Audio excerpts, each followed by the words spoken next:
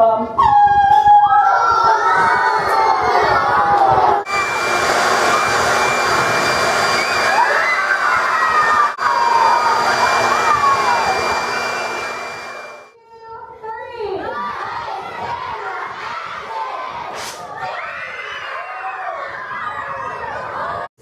heard about Mad Science when there was an ad on Craigslist and I was looking for work in children's theater at the time, and so I saw this, and I always had interest in chemistry, really loved chemistry a lot in high school, and so I said, hey, this could be fun working with kids doing science.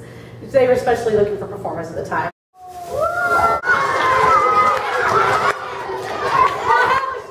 Mad Science has been awesome for me. I mean, I'm a performer in heart, and so it gets to combine that with my love of kids and science and gets to create it all one big ball of fun. So it really is the ideal job that I never knew existed, which is kind of cool because, you know, being an actor type, you never really know what you're going to do, you know, especially in Orlando. There's a good theater scene, but it's not New York. So, you know, unless you're doing the theme parks, there's not too much out there, especially if you're really into children's theater, which is kind of my thing. 2, 3, yeah!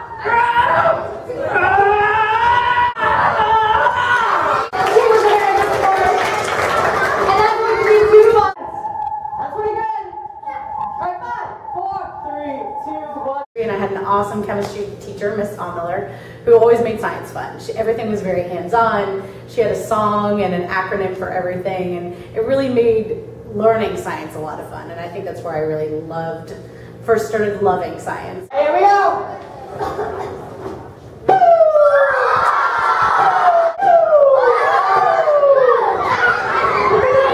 Inside, especially the public schools right now, there's very little funding. Teachers are very restricted in their curriculum, almost down to the minute by minute what they have to do with the kids. And most of that is reading things in books, writing papers, taking tests. There's not a lot of time or money for fun, hands-on related science. So we kind of fill that gap. So we're able to go into the schools, or the kids can come to us, and we do that fun hands-on stuff that reinforces the stuff that they're already learning in their classrooms, but really makes it tangible by allowing them to see it and smell it and touch it and taste it and all that stuff that makes it fun.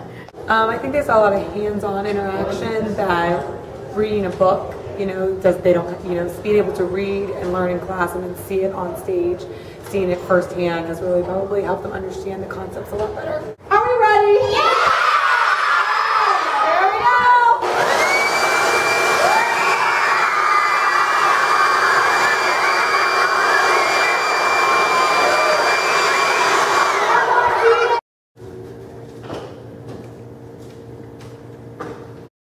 So STEM is a really big buzzword right now. Everybody's talking about science, technology, engineering, and math. And obviously, you know, those are the kind of jobs, they're doctor, they're medical related jobs, they're jobs in engineering. So getting kids interested in that kind of stuff at a young age just kind of plants the seeds. By the time they're in high school going into college, they'll start thinking about, well, it would be cool to be an engineer as opposed to I want to be a rock star when I grow up, because a lot of their idols are, you know, rock stars and celebrities, and having something cool like Mad Science, be like, oh, I want to be a mad scientist when I grow up. Okay, that might not happen, but just thinking along that line is a great way for kids to think that there's more to life than just being something silly and fun, but something that's actually going to be productive in life. Samiha, that is a beautiful name. Everyone say hi, Samiha. Hi. All right, Samiha, we're going to dump some water in your head. Is that okay? Now, what I need you to do is keep your toes right here on this line. Look at that, perfect. You know, there was never really any kind of science-based enrichment program that was around back then. So a lot of parents say that to us. They're like, oh my gosh, I wish we had this when I was a kid. I want to come take classes. And all I had was Mr. Wizard. So Mr. Wizard on TV was my Mad Science.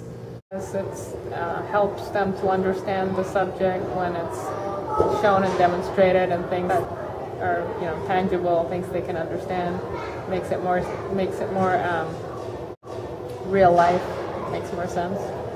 Because when you fill up the balloons, it like floats all the way up into the air, and then it pops when it goes through the gravity. We mostly work with preschool, elementary, some middle school age kids. So if we can get them excited at that age, by the time they get to high school, they won't shy away from chemistry and engineering classes. They'll love to take physics. They want that.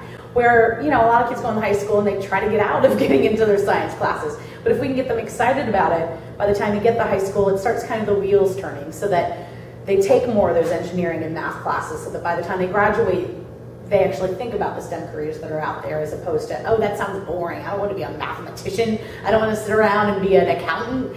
They can see that they're really good, viable jobs that are going to be good for them and good for the world if they're in a career that can actually help other people. So hopefully, again, we have some young chemists and biologists in our midst who one day change the world. That would be awesome.